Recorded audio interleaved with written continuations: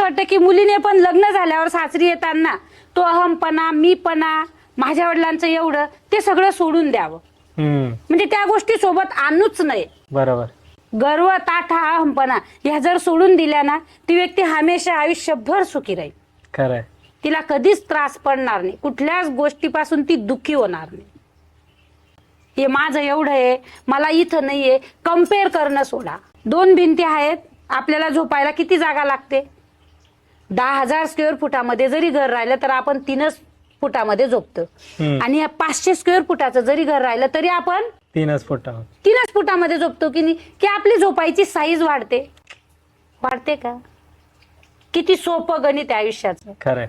फक्त झोप कुठं लागते तेवढं बघायचं. माझ्या तरी मताने खूप ऐशो आराम आहे, पण डोळ्यांमध्ये झोपच नाहीये. काय उपयोग त्या ऐशो आरामाचा?